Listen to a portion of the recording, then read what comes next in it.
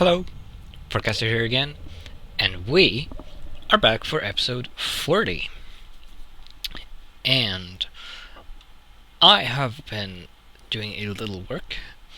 I've raised the ceiling a little bit, and I have gotten the drones to work properly.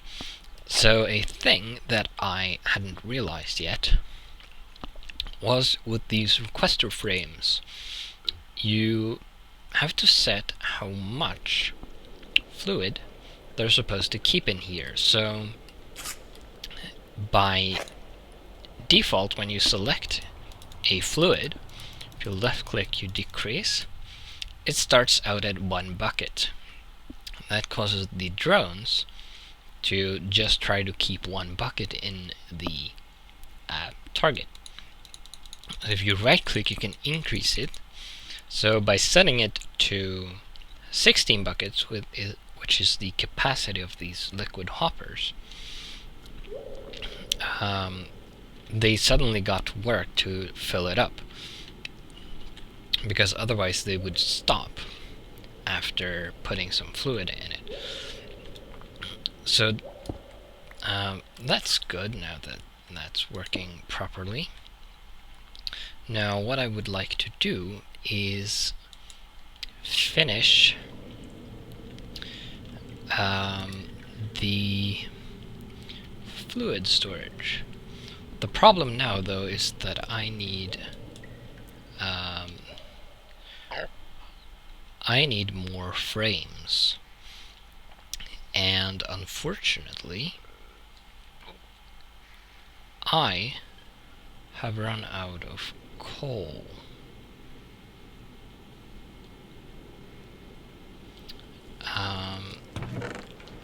So we're going to have to suspend that for now until I have been until I'm able to go mining and get some more coal. Now, one thing I would like to do is to replace all of these lanterns with electric lighting.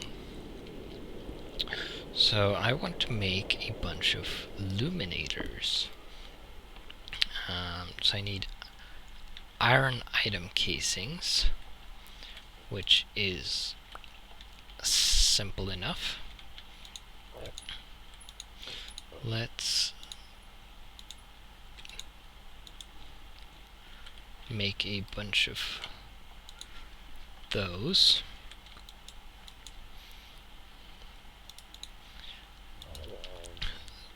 So we get 8 of these. Then we make them into iron plates. Then we get 16 iron item casings. We need some glass and some tin cable and insulated copper cable.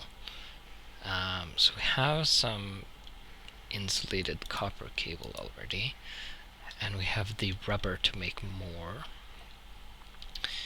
I will need some more copper and tin though. So I'm going to have to wait for this to finish. I will be back when I've finished making the casings and the wires. Alright, there we are. And I just remembered I also need glass. And I don't think I have any, either glass or sand. So I'm going to have to macerate some cobblestone. So it just goes like this, and then we may need some more of this. Now I made a bunch of extra tin cable. really only need 8 of those, because I'm going to use tin cable to connect the lights to the grid, and to make a grid to start with, really. So that's gonna take a while. Well, alright, I'll be right back again when I have the glass ready.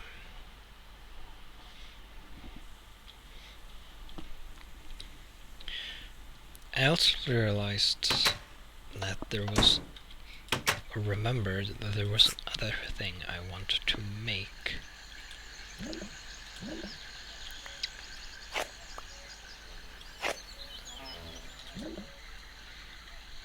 And also, here we're getting a much better example of the atmospheric sounds from Matmos.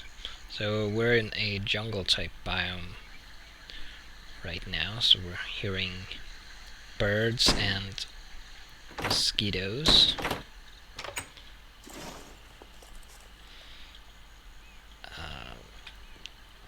Right, so let's put some of that in there. And I'm currently making some batteries.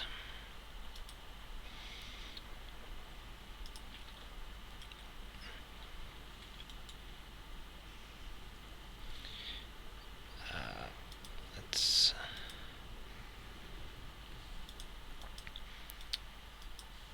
craft that.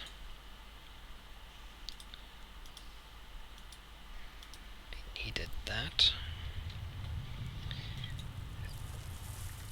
And these tin casings will be for batteries as well. Let's grab some of that and start smelting that.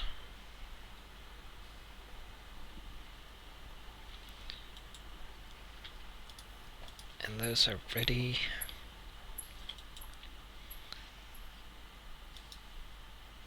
We can put them here, like so. Need some redstone, and I'm running low yet again. Wasn't that how you crafted batteries? Oh, it's tin cable. Oh, I thought it was copper. Right, I think it used to be tin. Then where's that component? There. Need a power unit, so I need an electric motor, which means I need an iron ingot, 2 tin item casings, 2 of those coils, so I'm going to need 3 iron ingots, and 2 tin casings. Whoop. And then I'm going to need a bunch of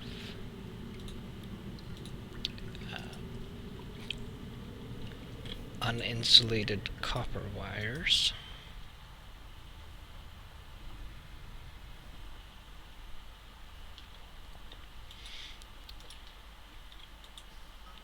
And that's done. Let me extrude those. And now we can have 2 of those. The coil and the one I won't need. I just need the wires. And we have some glass for the illuminators, which is excellent.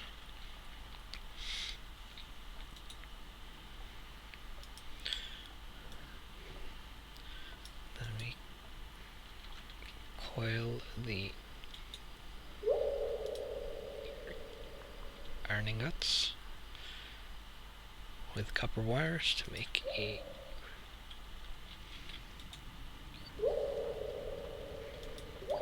coil. Just need one more. Perfect. Well, not quite. There will be 2 left over, but I got as close as I could get. Oh, we had 4 or 2 there as well. Alrighty.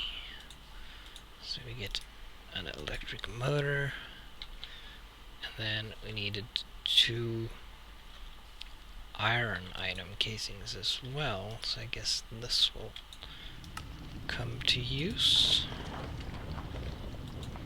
And now all the glass is done.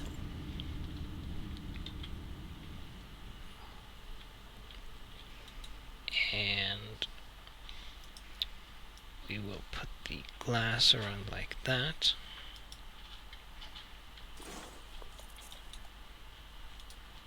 Now we need to turn this into 2 casings.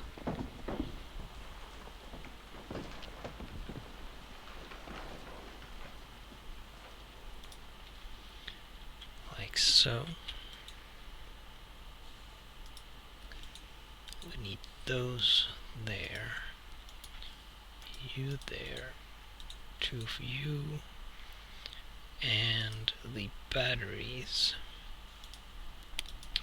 I need 1, 2, 3, 4, 5, 6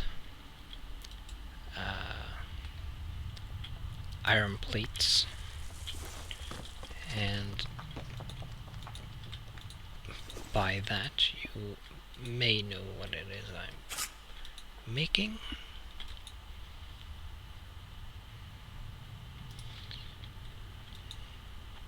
We're going to roll those.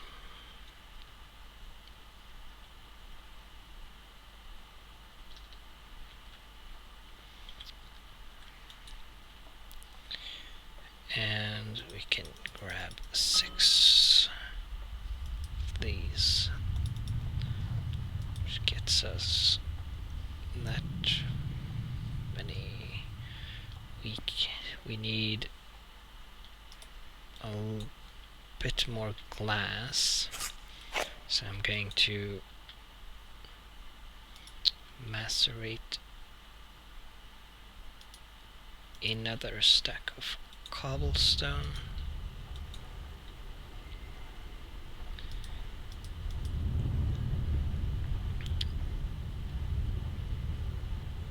And we almost have the iron plates we need, like so. And put them like this. And we get a chainsaw.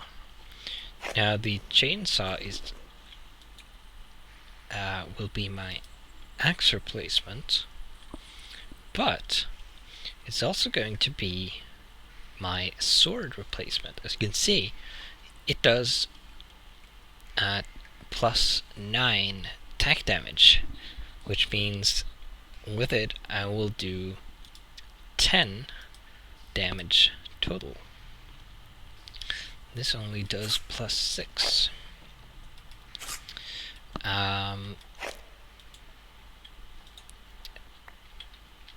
So the chainsaw uses 100 EU per hit on an enemy, or well, when it damages something. I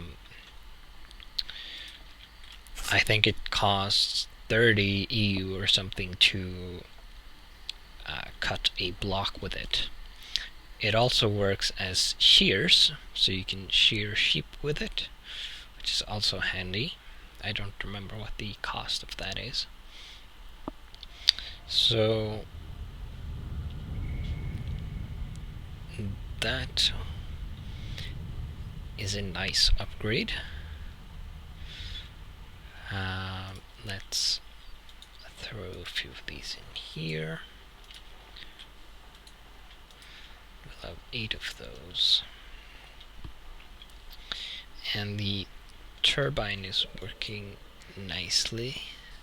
It's running at a low percentage because we have a small boiler and not very much in the form of power use. Yes, another thing I would like to make. Where is it? There is an EU reader.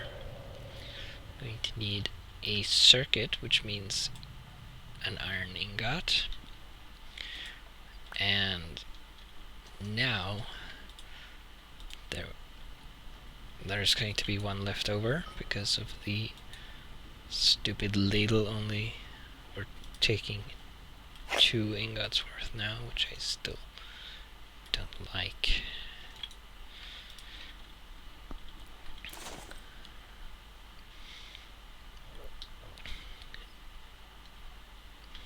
And there we go. This is going to cost a little bit of redstone, but I'm going to have to look for more of that. I am going to need one more copper cable. So I need to extrude some more of that. And I should have more rubber ready here. And some more glass. You are done, so we throw you in there. Not sure if this will be enough. Probably not. Oh, it did. It was. Exactly enough. Nice. So now we have 64 illuminators. I'm going to look at those shortly. How many did I need? I'm going to need for the e-reader as well anyway. Needed 1. And I'm going to need 2 more. Anyway.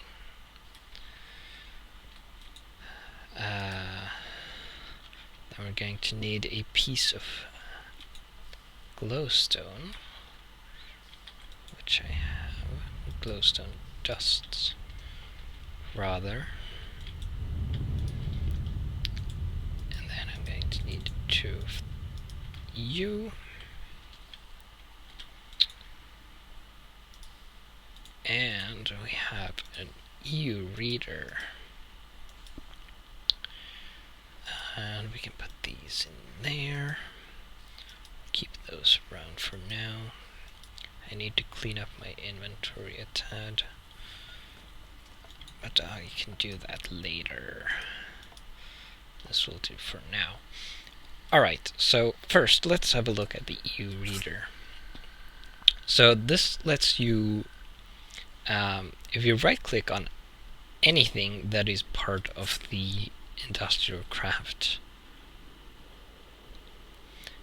ENET, before, in earlier versions of Industrial Craft 2, you would right click on something like a cable or a machine and it would start measuring that block, and then you could right click it again at and it would tell you how some statistics from that block measured from the moment you've clicked it first up to the point you clicked the second time, like average EU flow and such. Now, however, when you right click something, you get this interface, and you can see cycle is ticking up, so it started measuring, and it always starts in energy in mode. So this is the how much power is flowing into this block. Then we have energy out, and you can see switching modes resets the measurement, so it starts over. And this is how much energy is flowing out of this block. We have energy gain, which I'm not exactly sure. I think this is the a combination of these two. So this will be negative if the block is losing energy, or positive if the block is gaining energy. Then we have voltage, and I'm not quite sure what this is for. I assume it's for the it's going to be used when determining if something should explode later, but currently I don't know what that does. So if we can see that this is receiving power, it's not fully charged, so it's being charged by the turbine. So if we right click this, we will now be measuring the energy flow. I'm having a little lag apparently. So you can see that the average is about 4 EU per tick. Is being produced by the turbine and is charging this CESU. The max EU per tick is 200, and that is the max output of the turbine. And if we switch to energy gain, we can see essentially the same measurement. And if we go to voltage, we'll see this appears to be the EU. Yeah, essentially the same measurement as energy gain apparently. Not sure if this can be negative. Probably not. Now if we right click the turbine here, and if we go to energy out, we can see that this is producing energy, and it's about the same as the CSU is receiving, obviously. If we go to energy gain, we can see this is negative because this is outputting energy, so this is losing energy. But it's essentially the same value. So that is the EU reader. I'm going to put that away in there. Now, let's look at the illuminator. So, the illuminator is a light source, obviously. So, if you put it on a cable, it looks like this. And when it's on a cable, it will always look like this. However, a funky thing about this is that if you put it on a wall, it will look like that. Put it on a ceiling, it will look like that. And if you put it on the floor, it will have that model. Now, annoyingly, I'm not sure if you can mine this with your hand. I don't think so. So these models are only available when the illuminator is not attached to a cable. And unfortunately, the only way to... So if you want to use these models, you're going to have to power these with batteries. So the idea is that you could put these in your mine, and then you're supposed to be able to right-click them with an RE battery or an energy crystal. The internal buffer of one of these is 10,000, so an RE battery would charge it up to full. However, that is not working currently, I've noticed. No, I don't have an RE battery or an energy crystal, but I've tried it and it's not working.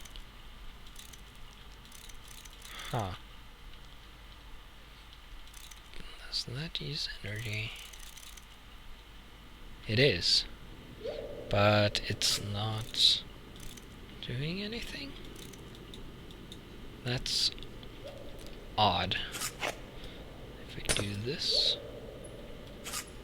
I lose it. How strange. That is probably another bug. Alright, so I'm going to remove these. So the illuminator will emit light when powered, obviously. So if you connect it up to my power grid like that, it should be powering on.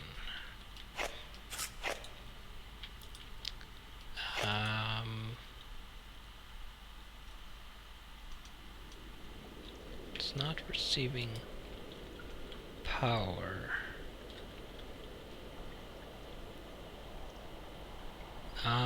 That's odd. Maybe I can't tell because it's too bright. That's probably it.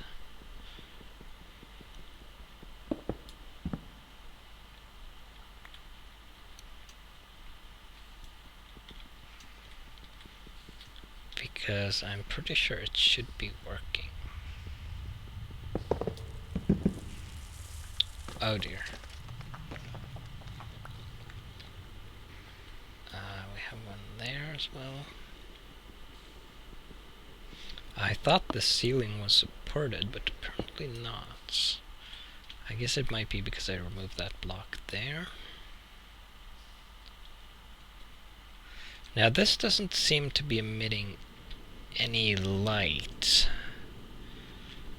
even though it's connected to the power line.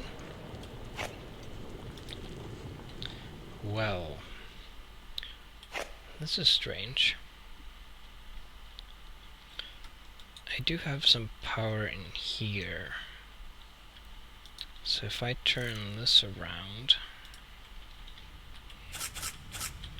and one thing is you can't connect it directly to a power storage block, like a bat box.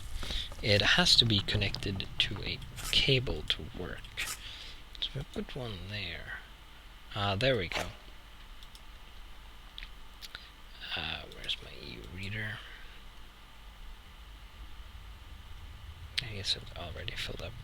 But you could clearly see that this is now lit. I don't know why this didn't work. But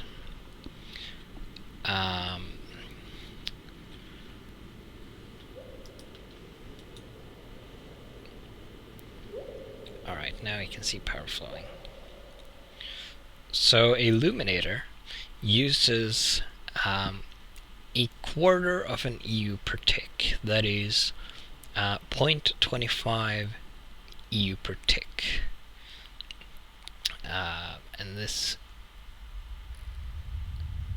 yeah, so it's currently on milli EU, which is 1 milli EU, or 1,000 milli EU is 1 EU. So it's kind of like millibuckets. And we're using about 250, which is a quarter of an EU. So that's not a lot, which is good because you are going to need a bunch of these to light up your base or whatever you're lighting up with them. Huh. Did I get that back? No, I didn't. That just vanished. That's weird. I'm going to have to research that, see if they are supposed to disappear or not. But we have reached the end of this episode. So until the next episode, I'm going to check up what's up with the illuminators, and I'm also going to fix the ceiling. There's dirt above here. That's probably why it's not supported right there. And I may go mining to perhaps find some more redstone and such.